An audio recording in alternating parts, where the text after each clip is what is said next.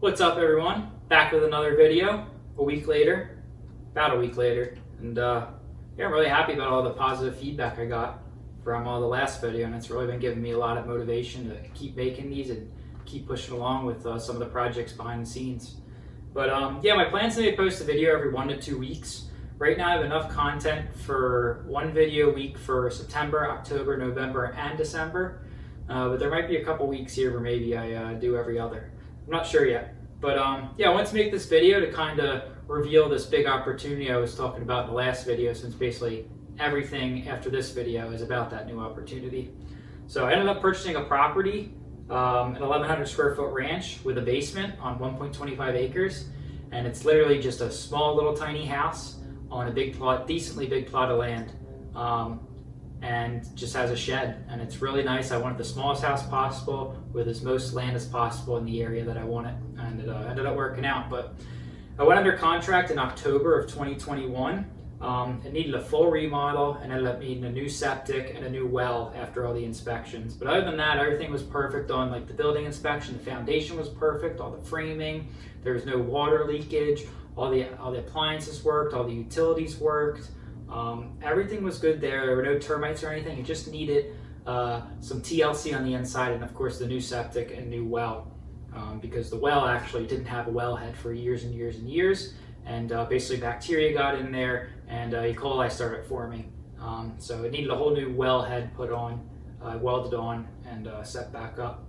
But I ended up closing in January of 2022 after going under contract twice with the seller.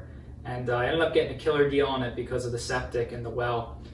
Basically, the seller paid for the seller paid for the whole wellhead, and he also paid for half the septic cost. And I got the house under the original sale price. And most of this was because the interior state wasn't the best, and I had to do all the labor and work on everything for this septic. But I did put an exit clause in the contract, and I did do septic testing, deep hole testing, and percolation testing before the contract closed and before I settled. And I put an exit clause in there that said, if the testing fails and there's nowhere to put a system, then basically I'm out. Good luck, you got an unsellable property. But yeah, I mean, the guy came back to me after months and months of it just sitting, and no one wanted it because I was the first one to go under contract with it. I did every inspection you could, best money you could spend, and found all the issues and everything. And people will come to look at it and they're like, well, it needs a new septic? No thanks. Like, you need a new septic and we need to do the work? No thanks, we're out. Because the seller wanted nothing to do. He was looking for, this is a time when the housing market was hot. He was looking for a quick sale, someone just come pick it up for cash. But no one in their right mind would pick something up with a busted septic without doing any testing or getting money from the seller. And he didn't want to give anything. So it took months and months and months, but eventually he came around and I got a killer freaking deal on it. I did a conventional 30-year mortgage with 10% down and a fixed interest rate, and it was a very low interest rate, very low. And if I would have bought the house now, it would have been close to $1,000 more in interest per month on my mortgage payment, which is insane.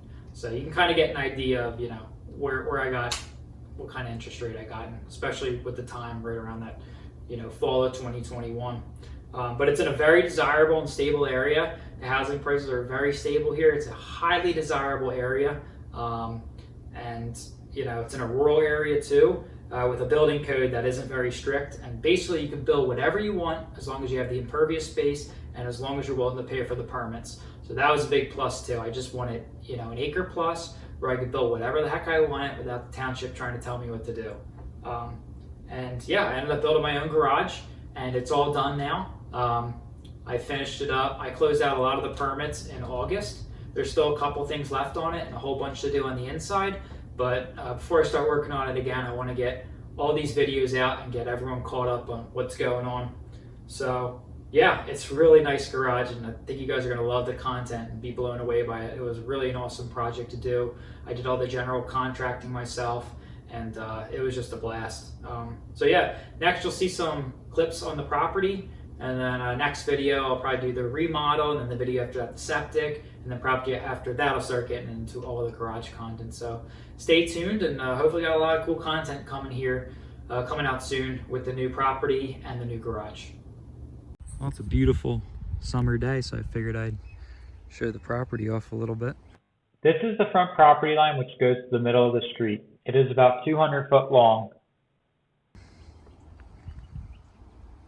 It's gonna be a new septic system going in over there and those stakes. This beautiful backyard. Nice deck.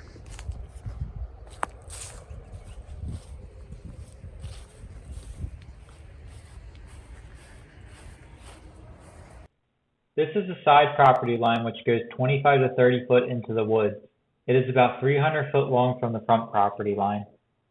Good clean up these woods eventually. My property goes 10 or 20 feet back. There was a tornado that ripped through here that tore down a lot of these trees. We'll talk about that. This is the rear property line which is 50 foot off the house and in line with the right of the shed. It is about 200 foot long from the side property line to the other side. It's got central AC. Got a nice little shed over here. My car lift chilling. This is the other side property line which starts about 10 foot off the driveway. It is about 300 foot long from the rear property line back to the front.